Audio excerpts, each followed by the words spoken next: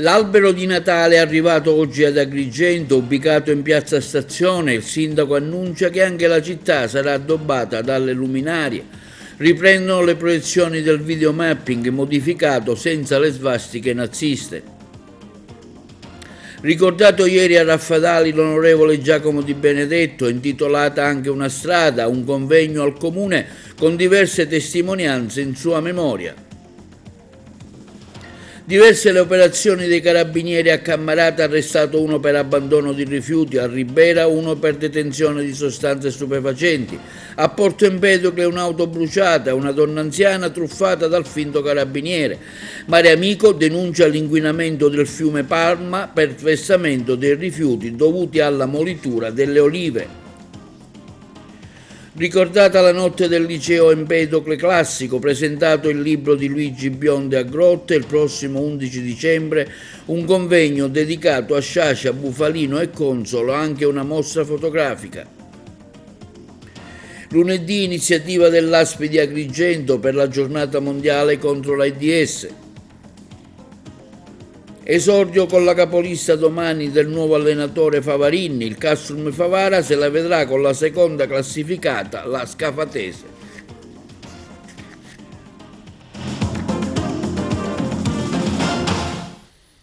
Buongiorno, benvenuti col nuovo appuntamento di oggi sabato 30 novembre ad Agrigento nell'ambito delle iniziative natalizie. Oggi in piazza Stazione è stato esposto l'albero di Natale, il servizio.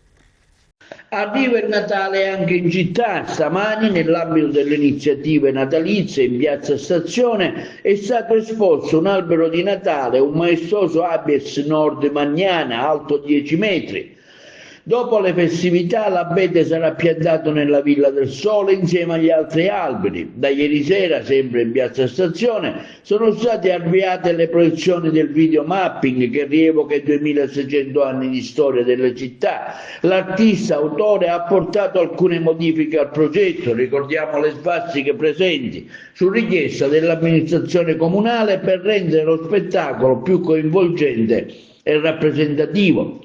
Il videomapping continuerà ad animare il centro cittadino ogni venerdì e domenica dalle 18 alle 21 fino al prossimo 29 dicembre. Nel frattempo il comune a breve installerà a proprie spese le tradizionali luminarie natalizie che lamenteranno ancora di più l'atmosfera festiva in città nelle vie principali. Il comune invita altresì i cittadini e turisti a vivere la magia del Natale tra tradizione, innovazione e bellezza, rendendo omaggio alla storia e alla cultura della città in un contesto di feste e di condivisione. Anche quest'anno Agrigento ha il suo albero di Natale. Quest'anno non è un albero che è stato tagliato dai nostri boschi o di grotte di Cammarata, ma è un albero con la zolla, è un albero che viene dal nord Europa, è un abete, e poi verrà, a fine festività natalizie, verrà ripiantato presumibilmente per la Natale. Abbiamo scelto questo nuovo sito perché nel sito originario, dove mettevamo ogni anno l'albero di Natale, abbiamo collocato il totem che sta a rappresentare proprio Agrigento, capitale italiana della cultura 2025, e quindi sembrava anche doveroso non spostarlo, è ormai diventato un simbolo per la nostra città, ma collocare l'albero proprio nelle immediate vicinanze per dare una continuità degli altri anni. Ricordando Giacomo Di Benedetto, sindacalista, politico e sindaco, questa è l'iniziativa che si è svolta ieri a Raffadali e che ha visto anche la intitolazione di una strada comunale che va da Porta Palermo fino al villaggio della gioventù, successivamente la commemorazione con tante testimonianze presso la sala del Consiglio Comunale Raffadalese. Le interviste. Raffadali ha voluto ricordare oggi la figura di Giacomo Di Benedetto, già sindaco della città, parlamentare regionale, con una grande esperienza di sindacalista. Due i momenti della manifestazione: alle 16:30 la intitolazione di una strada alla fine di via Porta Palermo verso il villaggio della gioventù, l'altra presso la sede del Consiglio Comunale di Raffadali, dove hanno preso parte diverse personalità. il primo cittadino Silvio Cuffaro, Giannino Lombardo dell'Ampi, l'onorevole Luisa Lantieri, in rappresentanza della Regione nella sua qualità di vicepresidente dell'ARS, Esser Vedova, Alessandro Di Benedetto, l'avvocato Stefano Catuara e Angelo Lauricella nella sua qualità di presidente dell'Ampi, che ha voluto fortemente l'iniziativa. Io mi ricordo l'onorevole Di Benedetto più come onorevole, io lo ricordo come uomo, perché a parte ad essere un bravo sindaco, un bravo onorevole che lavorava per il popolo, per i cittadini, cosa che adesso viene molto difficile alla politica. Perciò le qualità di un uomo, di un politico, di un sindacalista, però le qualità dell'uomo sono quelle che rimangono. Se oggi siamo qua a dedicare questa strada è proprio dedicata all'uomo, che poi è stato un uomo di valori, perché ha portato avanti la legalità e ha portato avanti che era la difesa degli ultimi, che sono le cose più importanti che riguardano ad un grande politico come Giacomo Di Benedetto. È un dovere da parte mia ricordare chi ha servito alla propria comunità, siamo qui a ricordarlo e a riunire tutti quelli che hanno avuto con lui un trascorso sindacale e politico e per tracciarne quello che era il suo personaggio, in modo tale da lasciare ai giovani e a chi verranno dopo un ricordo di una persona, di un giovane che è morto prematuramente e che ha servito alla propria comunità. Oh bella ciao, bella ciao, bella ciao, ciao, ciao, e seppellire la sua montagna sotto l'ombra di un bel fiore. Il ricordo di una persona che metteva sempre al primo posto il suo paese, ma che vedeva nella politica, nel modo di fare, quello di trattare una famiglia come fatta di persone, non solo di consensi, di voti, di elezioni. Per lui Raffadali era casa e i suoi cittadini erano una famiglia come tutti.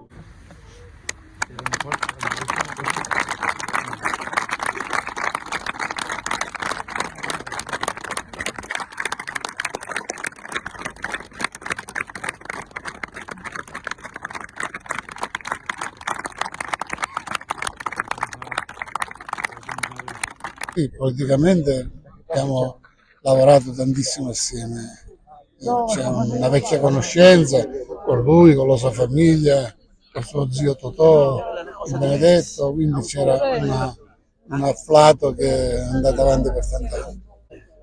Giacomo è stato deputato, è stato dirigente sindacale, segretario provinciale della FIGC, si può dire che è stato tutto. Però è stato uno che ha amato il suo paese, è legato a Raffadali e abbiamo voluto proprio chiedere al sindaco di Raffadali di dargli questo riconoscimento, che è giusto per lui e che diventa un fatto identitario per tutta la città del Raffadali. E questa iniziativa è un'iniziativa lodevole che ricorda una persona che ha amato Raffadali, ed è giusto allora affidare a tutti i raffadalesi, a tutti coloro che frequentano queste zone, il ricordo di Giacomo, che comunque, così come per me rimane un ricordo indelebile, un uomo che ha saputo svolgere tutti i compiti che gli sono stati affidati da sindacalista prima, da politico poi, da uomo delle istituzioni, che l'ha svolto in modo pregevole e per questo merita di essere ricordato come esempio per gli altri. Noi eravamo nella FIGC di fine anni 70, io sono stato iscritto nel 1975, lui venne qualche anno dopo, ma è stato per tanti anni il segretario della FIGC, fantastico, ed era un ottimo oratore, un'ottima persona, e quindi abbiamo perso tanto, abbiamo perso veramente tanto.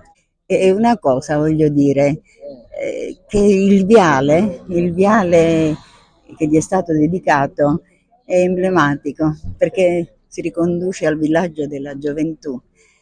Questo villaggio che in 40 giorni, proprio Giacomo appena insediato, ha voluto realizzare, a riaprire dopo anni, che è un po' quel cuore del paese, ricorda tante generazioni, un passaggio di tante generazioni. Ecco, per noi familiari è sicuramente un momento commovente, emozionante, ci siamo qua con tanti amici e con tanti raffadalesi che ancora ricordano di Giacomo Di Benedetto la sua lineare e legale amministrazione di questo paese. che ha amato e che noi continuiamo ad amare. I carabinieri in azione a Cammarata, un 64enne denunciato per gestione illecita di rifiuti speciali, a Sciacca per detenzione di sostanze stupefacenti ad un 18enne di Ribera. Due le operazioni effettuate dai carabinieri, una a Cammarata dove un 64enne è stato denunciato per gestione illecita di rifiuti speciali e una a Sciacca per detenzione di sostanze stupefacenti, arrestato un 18enne. I carabinieri del nucleo operativo della compagnia di Cammarata hanno deferito in stato di libertà alla Procura della Repubblica un uomo di 64 anni del luogo per deposito incontrollato di rifiuti speciali. L'attività veniva svolta in collaborazione con il personale dell'Alpa Sicilia di Agrigento e si inserisce nell'ambito del continuo impegno dell'Arma dei Carabinieri nella tutela dell'ambiente e a contrasto di condotte illecite in materia di gestione dei rifiuti. Durante il controllo mirato i militari hanno accertato che l'uomo titolare di un'impresa di lavorazione del marmo e della pietra aveva adibito un'area di circa 900 metri quadrati adiacente al proprio opificio e vicino a un corso d'acqua a deposito abusivo di rifiuti. Tra i materiali rinvenuti si trovavano scarti di lavorazione, polveri, liquidi e residui vari, tra cui lapidi, vasi e pedane. L'area è stata sottoposta al sequestro preventivo. Nel contempo i carabinieri del nucleo operativo radiomobile della compagnia di Sciacca hanno tratto in arresto un 18enne di origine tunisina residente a Ribera è già noto alle forze dell'ordine con l'accusa di detenzione ai fini di spaccio di sostanze stupefacenti. Durante un servizio di controllo del territorio, l'equipaggio della sezione radiomobile ha notato il giovane aggirarsi con atteggiamento sospetto nei pressi del terminal del bus di Via Lioni. Insospettiti dal comportamento del ragazzo, i militari, supportati dai colleghi della sezione operativa, hanno proceduto al controllo del soggetto. Durante la perquisizione eseguita sul posto, i carabinieri hanno rinvenuto 127 grammi di hashish suddivisi in dosi pronte per essere messe sul mercato illecito. L'arrestato, su disposizione della Procura della Repubblica di Sciacca, è stato posto agli arresti domiciliari presso la propria abitazione in attesa dell'udienza di convalida, nel corso del quale il giudice convalidava l'arresto disponendo per il giovane l'obbligo di dimora del comune di residenza. L'operazione si inserisce nell'ambito delle attività di contrasto al traffico di sostanze stupefacenti condotte con costante impegno dai carabinieri su tutto il territorio dell'intera provincia di Agrigento.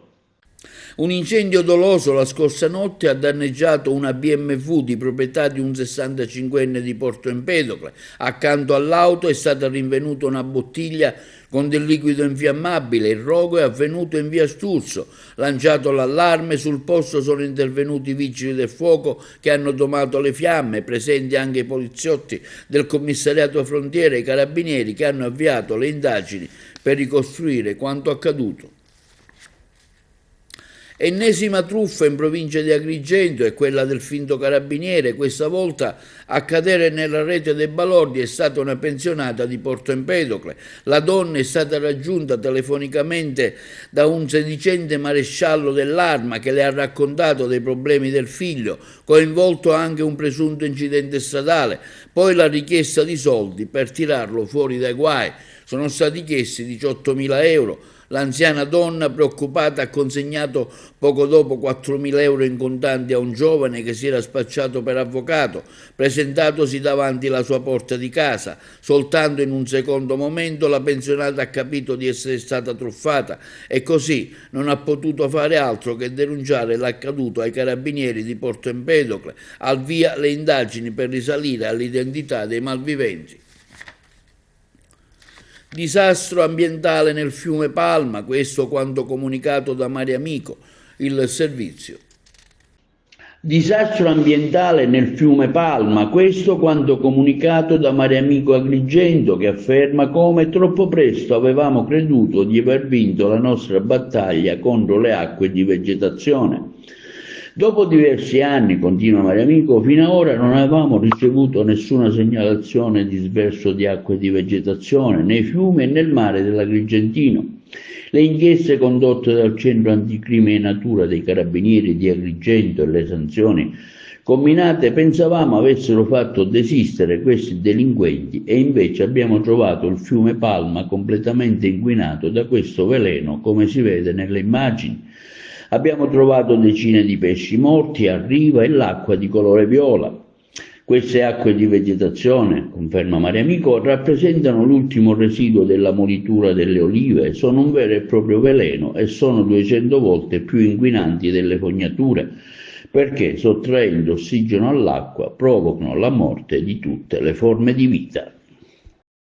Qual è la situazione dei pensionati oggi in Sicilia? Lo abbiamo chiesto al segretario regionale dei pensionati della CNA Mario Filippello, presente ieri ad Agrigento in occasione del premio Serroi.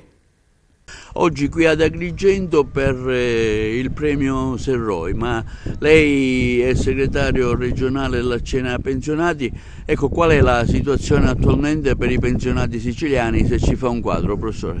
Ma i pensionati vivono un momento particolarmente difficile per alcuni temi che sono all'ordine del giorno del dibattito nel nostro paese. La vicenda della sanità, prima di tutto, è una vicenda che sta colpendo gravemente tutta la parte anziana del paese e in particolare nella nostra regione, soprattutto per un aspetto, quello relativo ai tempi di attesa per le cure e per le visite, per le prestazioni sanitarie in genere.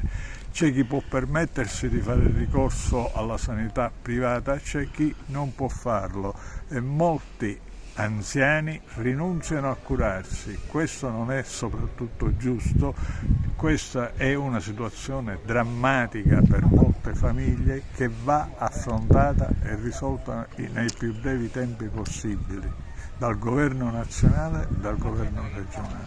Per gli artigiani, per gli imprenditori in genere? Per gli artigiani e gli imprenditori in genere diciamo che vi è la necessità di un sostegno che non è solo economico, di un sostegno che consenta di lavorare e per poter dare occupazione nella nostra isola.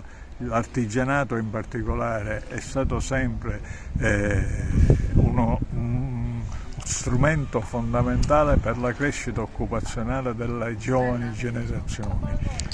Nelle imprese artigiane tanti apprendisti si sono trasformati in valenti lavoratori, ma anche in abili imprenditori che hanno contribuito a far crescere la nostra regione e il nostro paese nel corso dei decenni.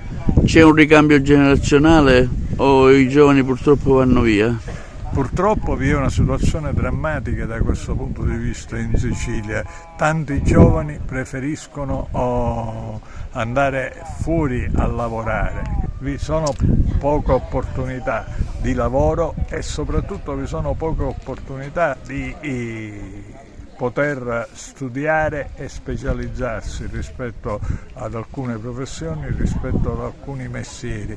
Per questo, dicevo poco fa, l'artigianato ha rappresentato una valvola di sfogo importantissima perché ha potuto offrire un'alternativa ai giovani per crearsi un futuro, per crearsi un mestiere e per mettersi a disposizione della nostra società. Ricordando la notte del liceo classico, giunto alla sua 10ª edizione, questo l'incontro avvenuto ieri presso il Classico Empedro, che ha visto la scuola aperta agli alunni e ai genitori delle scuole medie per conoscere le offerte didattiche proposte dalla scuola. L'intervista alla dirigente scolastica Gatto.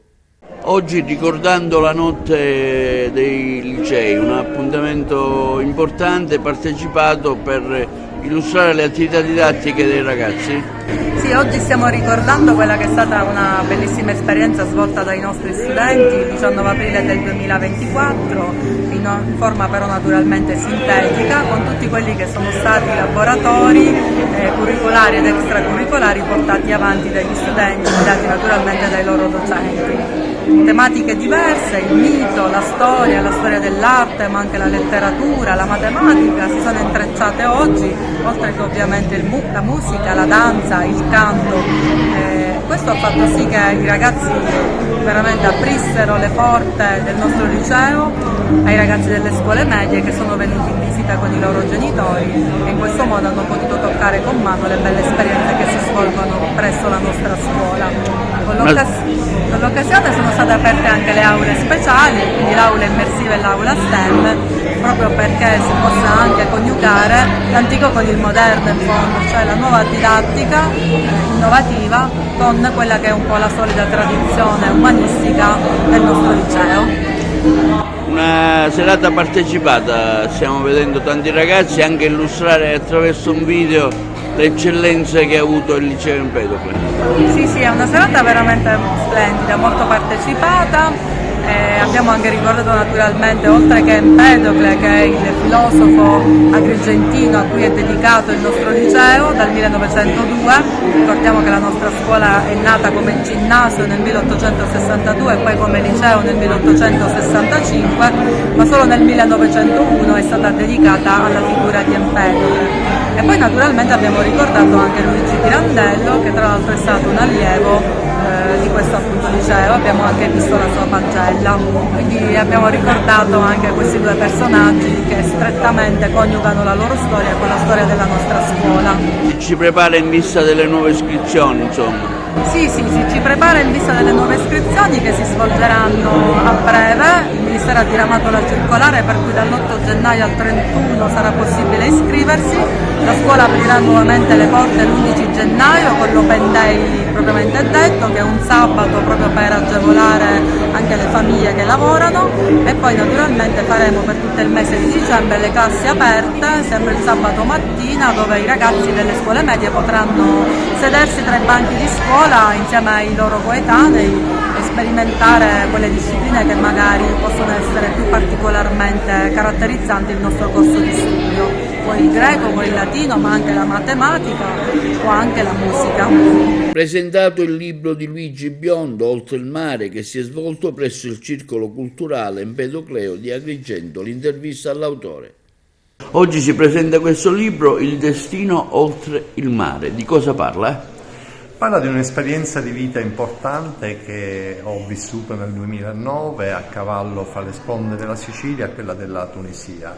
Gli antichi dicevano che il Mediterraneo è il mare che unisce. Questo libro mi ha permesso di creare questo ponte importante. In estrema sintesi, per una serie di combinazioni, grazie appunto al destino, sono riuscito a ritrovare la sepoltura di mio nonno, emigrato lì fra le due guerre, in un cimitero di campagna abbandonato a oltre 30 km da Tunisi, in mezzo al nulla. Ovviamente quello mi ha cambiato la vita e mi ha permesso di vedere quel mondo molto unito a quello nostro siciliano con occhi diversi. Quindi è molto autobiografico, ma come ci è arrivata a questa scoperta, dottore? È una bella storia, ho dovuto scrivere un libro per quello. Ci sono arrivato perché non riesco mai a scindere il mio lavoro dalla mia vita.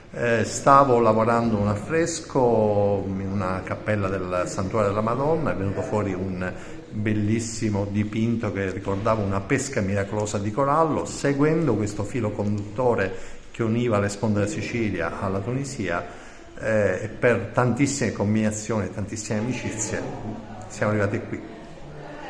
Dottore Biondo, lei gestisce il parco, dirige il Parco Segesta, un parco che negli anni si è valorizzato e lo ha valorizzato tanto. Vediamo che è diventato anche un punto di riferimento culturale e non solo.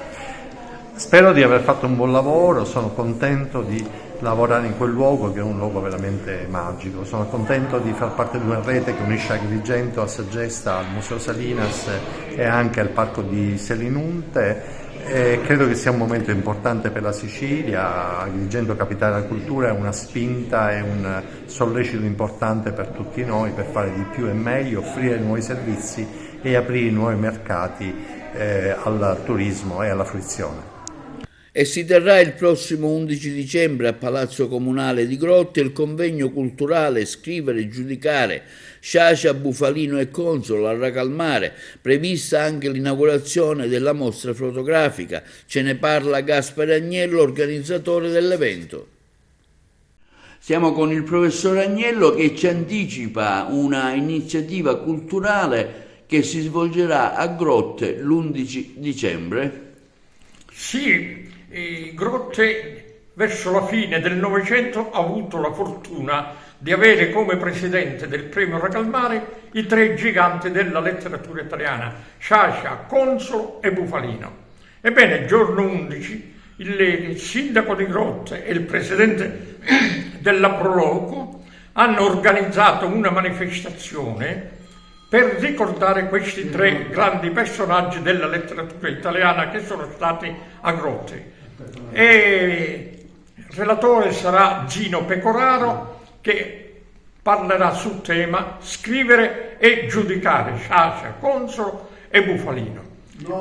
È una manifestazione di grande valore. Faremo all'inizio alle 4:30, inaugureremo la mostra fotografica di Sciascia, Consolo e Bufalino al premio Racalmare. Alle ore 17 ci sarà la conferenza di Gino Pecoraro e del sottoscritto. Un evento importante per la letteratura siciliana, anzi per la letteratura italiana, perché Sciascia, Consolo e Bufalino sono tre giganti della letteratura di fine Novecento.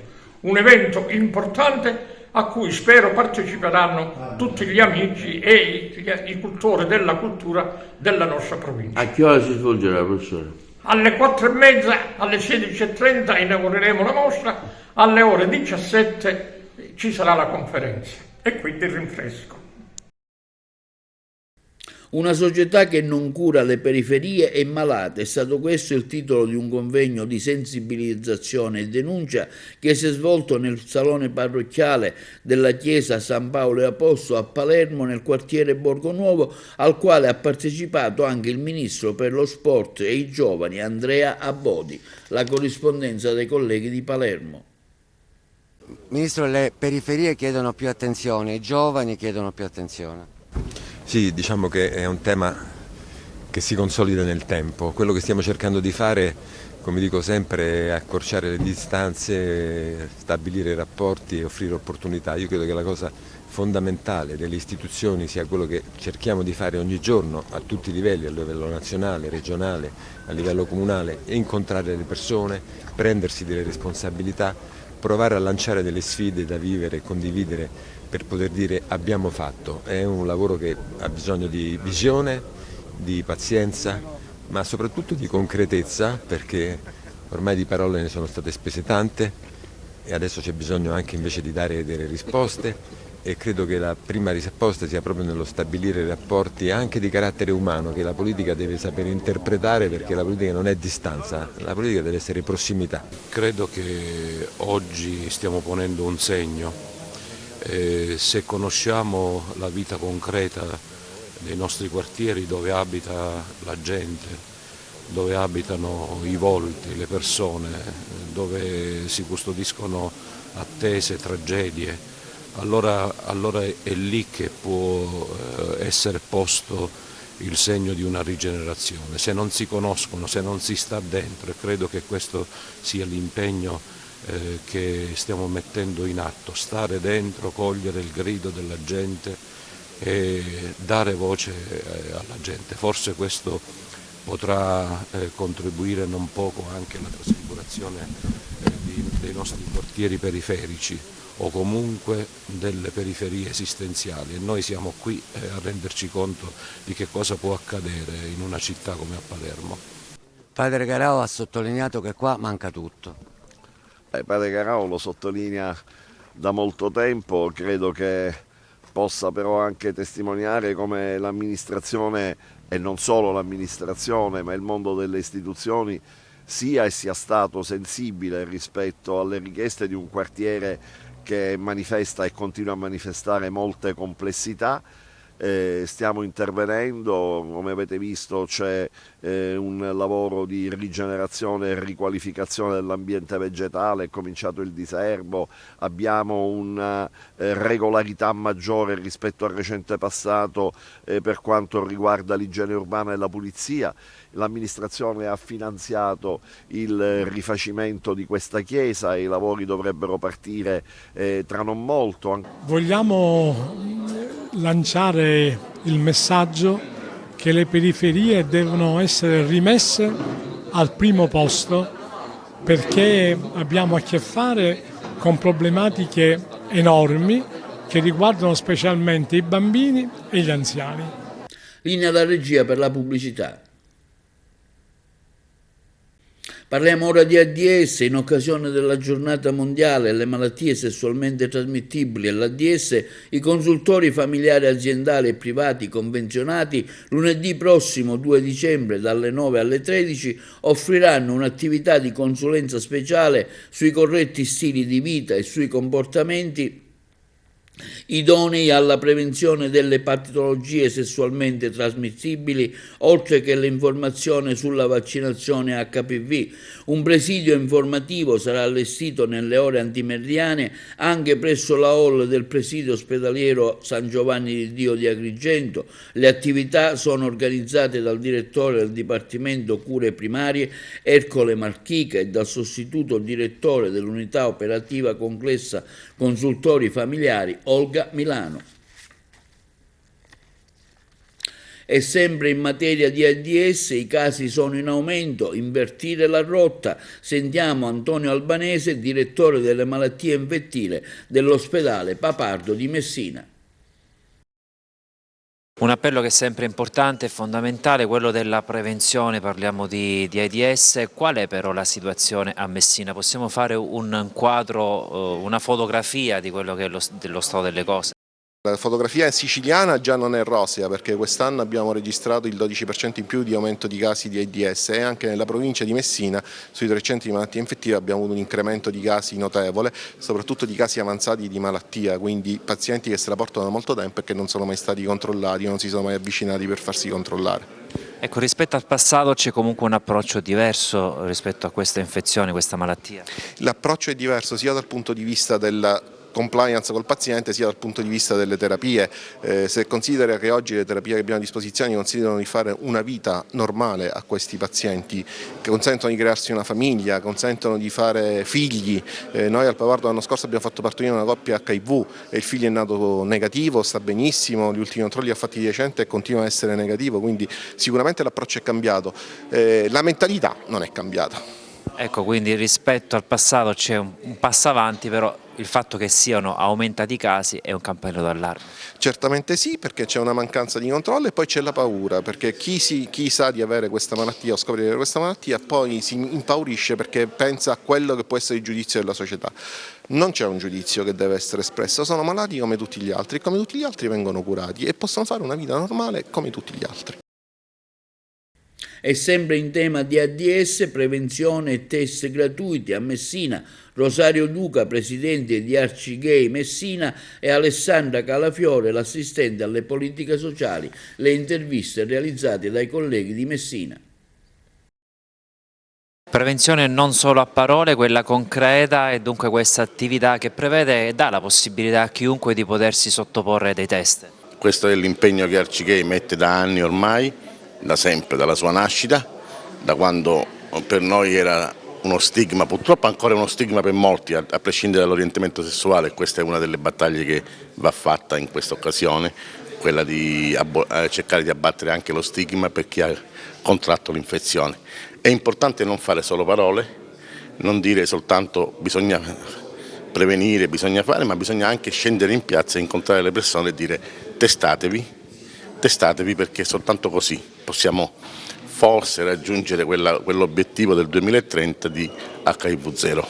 C'è una rete molto importante costituita anche da tantissimi giovani, abbiamo anche i giovani della Croce Rossa, dell'università, tantissime realtà che hanno aderito ancora più numerose a questa campagna di sensibilizzazione, proprio per prestare la massima attenzione a una problematica che certamente non è risolta e i cui numeri sono purtroppo in aumento, e questo certamente è dovuto alla mancanza di controlli, alla mancanza di test, perché magari non si pensa che ci sono delle malattie importanti come ad esempio l'AIDS che sono sessualmente trasmissibili e quindi richiedono anche dei controlli e dei monitoraggi proprio al fine di evitare il contagio e la diffusione. La nostra campagna è una campagna che si svolgerà in strada, faremo appunto delle attività di prossimità dove ci sono i giovani, possiamo anche in qualche modo convincerli a fare un test che è semplicissimo ma che può determinare anche la salvezza anche di tante vite ed evitare anche il contagio.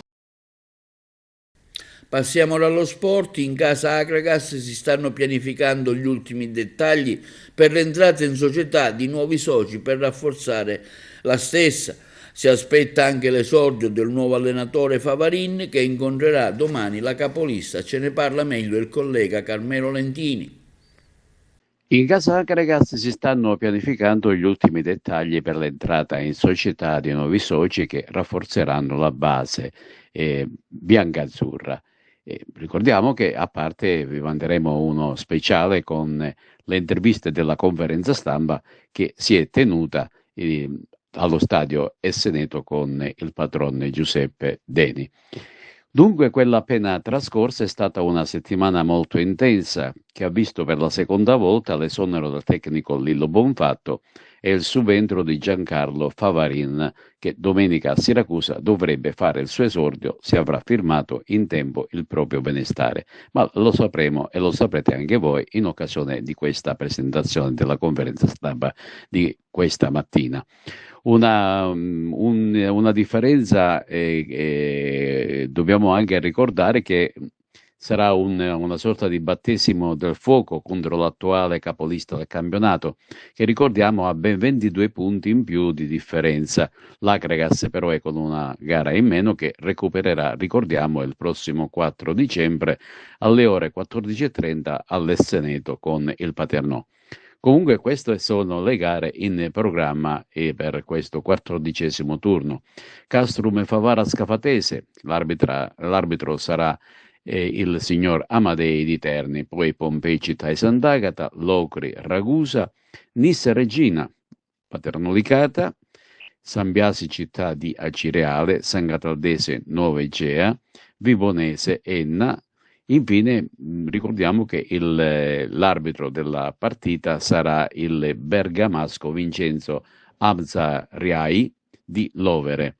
Una gara di testa coda del De Simone, cui assistenti saranno Edoardo Monelli di Busto Arsizio e Mirko Monaco di Rieti. Veramente il primo obiettivo è quello di cercare di intervenire nella rosa di questa squadra, perché i numeri non sono certamente da Agragas, essere ultimi in classifica in questo momento è brutto, insomma, vedere una piazza come questa con questa classifica. È chiaro che d'accordo con la società abbiamo progettato un programma da portare avanti da oggi, da quando sono arrivato in poi, per cercare di sollevare un pochino questa squadra, per cercare di avere una classifica migliore quanto prima. È chiaro che in questo momento un po' di difficoltà ci sono, perché i punti che abbiamo a disposizione pesano, perché insomma, la classifica basta guardarla.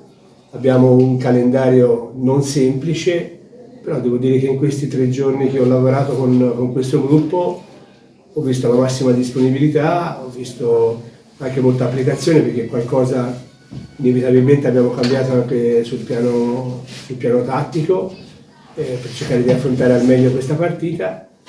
Sappiamo dove andiamo a giocare, abbiamo grande rispetto per la prima della classe, però io sono convinto che noi possiamo fare la nostra partita sicuramente con grande impegno, con grande determinazione, che è quello che in questo momento serve di più. E diciamo subito una cosa, che già il calciomercato è aperto, forse mancheranno 24 ore affinché si possa esserci il trasferimento della lista dei vari giocatori. Già ha chiesto qualche cosa in particolare alla società, e ha tenuto conto che ci sono anche dei giocatori che inizialmente erano stati messi da parte, come per esempio Desiderio Garufo, che lei conosce sicuramente, se ha la possibilità di poter essere reintegrato oppure non fa caso del nuovo corso. Qui forse la persona più indicata è il direttore, però con lui siamo già d'accordo che con la società, il direttore, che ci vuole un intervento robusto su certi giocatori. Siamo già d'accordo con il direttore, però per quanto riguarda il discorso di Garufo non l'abbiamo affrontato per adesso, perché insomma, abbiamo altre idee, abbiamo sicuramente dei giocatori da prendere in tutti i ruoli, perché inevitabilmente, come avete sentito, anche la società vuole cercare di risalire velocemente, e tutto passa anche da un mercato fatto con oculatezza, fatta con attenzione e soprattutto cercando di sbagliare il meno possibile. Angelo Gelo? Mister, sono io. Sì. A proposito dei cambi tattici che lei ha già pensato, ha trovato disponibilità da parte dei giocatori che dovranno scendere in campo, se sono disposti magari a sacrificarsi rispetto a dei ruoli che hanno sempre praticato, se lei chiederà qualcosa di diverso, diciamo. Sì, diciamo le caratteristiche dei giocatori secondo me ci sono, a parte la disponibilità che hanno dato loro stessi, perché insomma è stato fatto vedere qualcosa di nuovo, sono convinti che possono trarne beneficio. L'adattabilità di certi giocatori a giocare in un altro ruolo, che poi è quasi lo stesso, c'è da parte loro, e quindi ho portato avanti in 3 giorni un certo tipo di lavoro, non stravolgendo tutto. Chiaramente non è che gli viene chiesto ora di fare cose fuori dal comune, cose normali.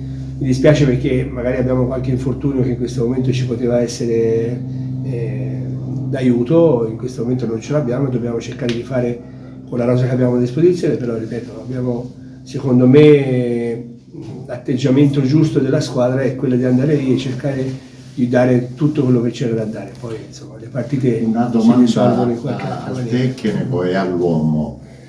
Cosa l'ha spinto ad accettare questo incarico a guidare questa formazione agrigentina?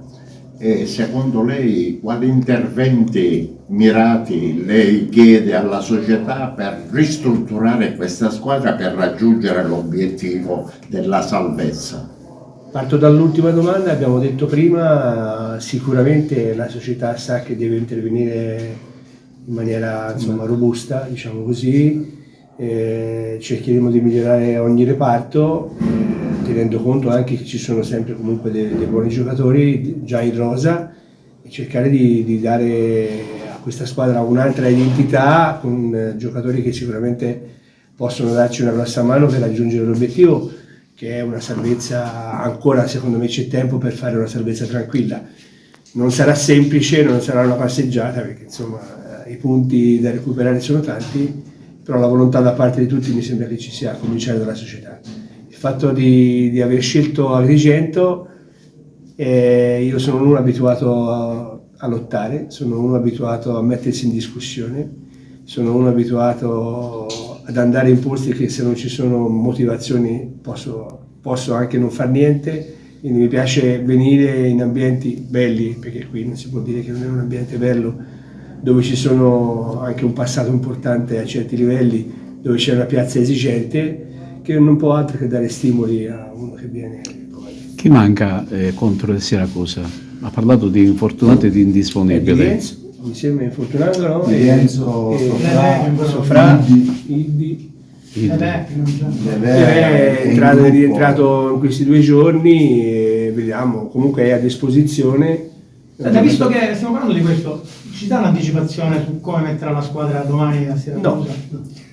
Difesa a 3 o difesa a 4?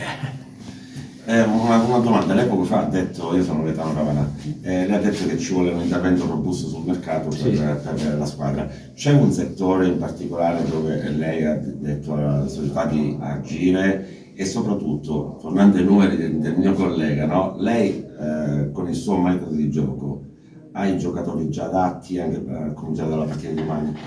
Diversi giocatori sono adattabili a questo sistema di gioco. E si giocherà in casa la partita tra il Castrum Favara e la Scafatese, seconda in classifica. Ce ne parla il collega Moscato. Uno stadio comunale Bruncoleri di Favara, ridipinto, messo a nuovo con in evidenza i colori giallo-blu del Castrum Favara, ospiterà domani sicuramente una delle partite più attese e più importanti del campionato di Serie D Girone I. Qui a Favara arriva la Scafatese, una delle corazzate di questo campionato che fin dall'inizio non ha mai nascosto la velleità di primeggiare e di fare il salto di categoria. Attualmente si trova al secondo posto dietro il Siracusa e domani sicuramente viene qui a Favara con tutte le intenzioni di far bene. Naturalmente anche il Favara è pronto e preparato per questa importante gara, anche perché arriva da una serie positiva di ben 8 risultati con gli uomini di mister Infantino, che non sarà in panchina, che sono già pronti come al solito per far bene. Questa mattina l'allenamento di rifinitura per preparare al meglio la gara di domani, ma seguiamo le interviste. Noi l'abbiamo provata come abbiamo sempre preparato le partite, con il massimo impegno, con il lavoro, con l'applicazione, e quindi siamo tranquilli sotto questo punto di vista. Abbiamo visto che nelle ripartenze questo Favara è veramente pronto. Può essere questa l'arma vincente nel giocare con la Scafatese? Ma noi abbiamo sempre lo stesso modo di giocare, poi magari sicuramente fuori casa, come è successo domenica, abbiamo avuto qualche occasione in più rispetto in casa nei contropedi, però il nostro credo è quello di fare sempre le nostre giocate, dare il massimo, pressare e mettere in difficoltà l'avversario. Questa mattina, come al solito, lo sgambettamento, insomma l'allenamento di rifinitura, sono emerse delle situazioni particolari? No, assolutamente, il gruppo sta bene, tutto a posto, andiamo avanti. Un cammino in crescendo quello del Castrum Favara. Con te abbiamo parlato poco, considerato insomma che è sempre mister Infantino ai nostri microfoni. Una tua impressione, senza naturalmente svelare quelle che sono le strategie interne della società? No, strategie non ce ne sono, noi... Il mister già dall'inizio della preparazione ha creato un gruppo coeso, compatto, e dobbiamo fare della cultura del lavoro e della professionalità il nostro credo. Questo credo che siano i nostri presupposti per fare bene. E tu ci credi che arriveremo all'obiettivo, ovvero quello della salvezza, insomma, senza tanti patemi d'animo? Ognuno di noi ci spera, noi ce ne stiamo mettendo tutte, avete visto come i ragazzi si impegnano, con una domenica, lottano, e quindi con queste prerogative credo che avremo buone possibilità di raggiungere l'obiettivo. Anche perché adesso da qualche giornata in giro si dice che il Castrum Favara è la squadra da battere. Beh, stanno esagerando forse, noi siamo una squadra, una buona squadra, però se siamo noi la squadra da battere, le altre credo che non siano d'accordo. Sì, noi sappiamo che andiamo a incontrare un avversario molto forte, però come ho sempre detto noi abbiamo lavorato in settimana per prepararla al meglio, quindi non c'è partita più importante o meno importante, sono tutte allo stesso livello e noi andiamo in campo per fare la nostra partita. Anche perché Castrum Favara è veramente un crescendo, non dobbiamo dimenticare 8 risultati utili consecutivi. Sì, siamo in fiducia, dobbiamo sfruttare questo periodo per fare più punti possibili e ogni domenica proviamo a fare più punti possibili e ce la metteremo tutta anche domani. E poi ho visto insomma che anche lo stadio è stato abbellito, quindi tinteggiatura nuova, si aspetta un grande pubblico sempre importante per supportarvi. Noi siamo contenti dell'entusiasmo della città, dell'entusiasmo dei ragazzi che portano allo stadio, perché ci serve, e domani è una cosa fondamentale avere lo stadio pieno. Nessun timore riverenziale quindi per la Scafatese? No, ma non perché è la Scafatese, ma perché non abbiamo paura di nessuno e noi pensiamo solo a noi. Ospitiamo una delle squadre più attrezzate del campionato, ma noi dobbiamo affrontare la partita come affrontiamo tutte le partite, per questo io sono sereno su questo, ci sarà un atteggiamento diverso rispetto a quelle partite che abbiamo affrontato fino a domenica scorsa. Un Favara che viene da una lunga scia positiva e questo sicuramente fa bene ai ragazzi di mister Infantino.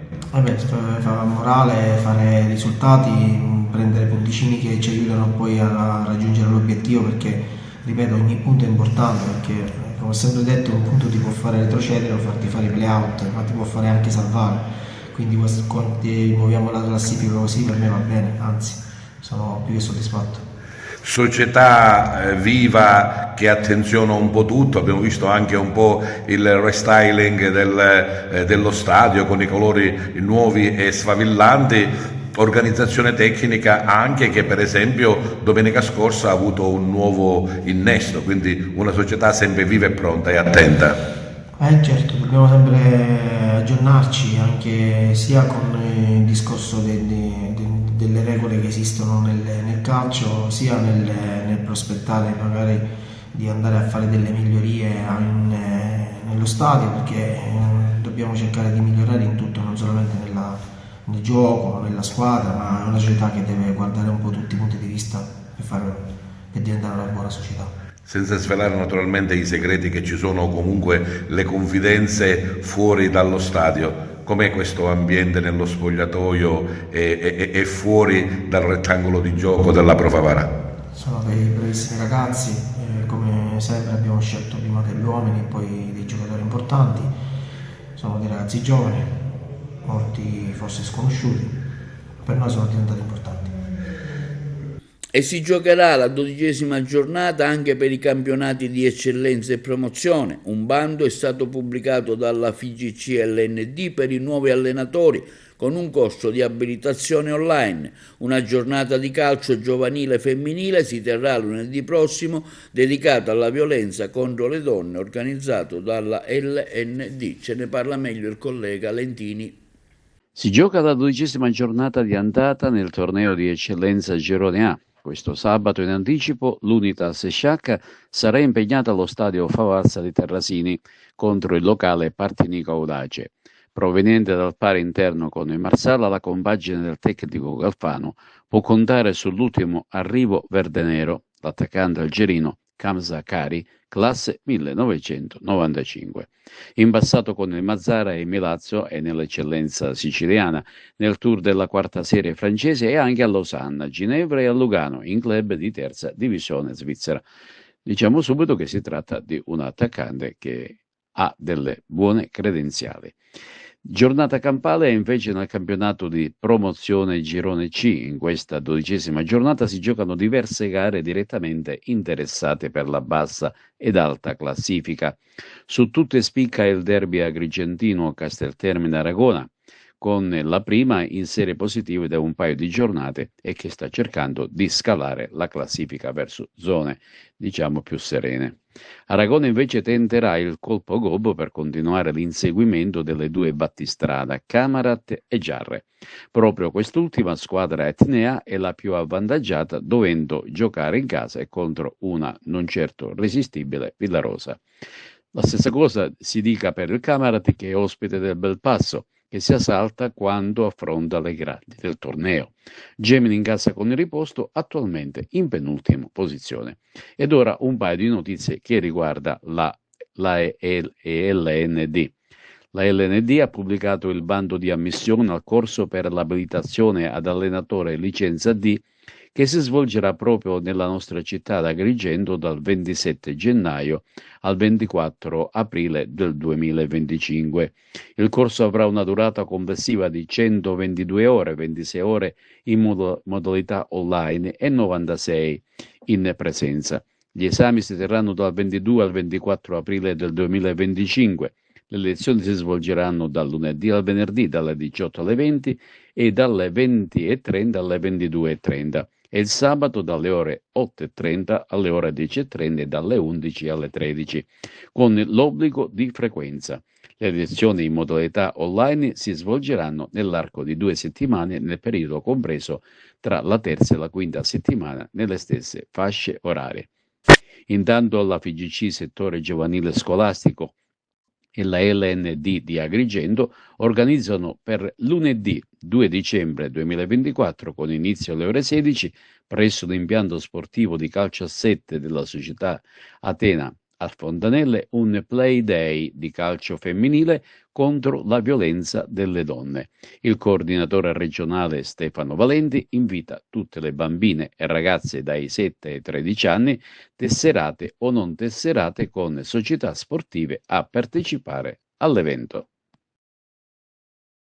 E questo è tutto per il notiziario di oggi. I programmi di TVA vi ricordiamo che si possono vedere in tutta Italia sul canale 268 del digitale terrestre per chi ha le smart TV, in streaming sul sito www.televideoagrigento.tv e il telegiornale sul canale 93 di Video Sicilia alle 15, alle 20 e replica la mattina alle 9. Inoltre potete visionare i nostri servizi sul canale YouTube di Televideo Agrigento. E questo è tutto per oggi e vi auguriamo un buon fine settimana.